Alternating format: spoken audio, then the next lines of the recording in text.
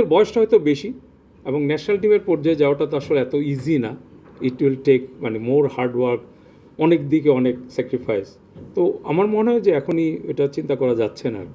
এটা একটু লঙ্গার প্রসেস, যে আমরা এখনও ভিডিও এবং ভয়েস স্কাউট এটার উপর ডিপেন্ড করছি, এটার থেকে আমরা কী পাই। কারণ আমরা চাই যে কারোর প্রতি যেন ইনজাস্টিস না হয়। কারণ এখানে আপনারাও দেখেছেন, আমরাও দেখেছি। সো এখানে আপনাদেরও তো মতামত আছে, আপনাদের অনেক অভিজ্ঞতা আছে, একটা প্লেয়ারের দেখলে আপনারাও বুঝেন।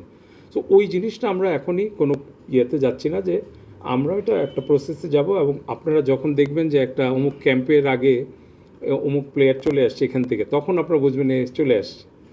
আমাদের উদ্দেশ্য হচ্ছে জাতীয় দল যাতে শক্তিশালী হয়। সো শক্তিশালী হওয়ার জন্য আমরা অন্য কোনো কিছু কনসিডারেশন রাখবো না। If you are a good player, you play for Bangladesh, ওইটাই থাকবে।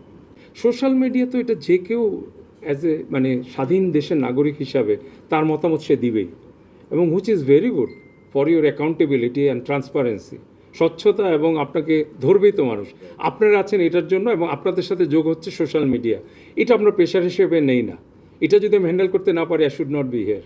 আপনারা জানেন যে হামজা খেলার পর থেকেই যারা আগে রাজি ছিল না আমাদের এখানে আসার জন্য, তারাও রাজি হয়ে যাচ্ছে, তারাও খেলতে আসছে। প্লেয়াররা এক বছরের মধ্যে দেখা যায় এমন বদলাই গেল, একটা প্লেয়ার মনে হচ্ছে খুব অ্যাভারেজ, কিন্তু এক বছর পরে দেখা গেলো হি ইজ ভেরি গুড, বা ট্যালেন্টেড প্লেয়ার হিসেবে হঠাৎ আবির্ভাব হলো। তো ওই জিনিসটা আমরা মিস করতে চাই না, এবং এটা যেহেতু ওদের নিজেদের খরচে এসেছে বা যেটাই হোক, এটা আরও স্ট্রাকচার্ড ওয়েতে সবার জন্য সহজ করা যায় কি না, চেষ্টাটা থাকবে।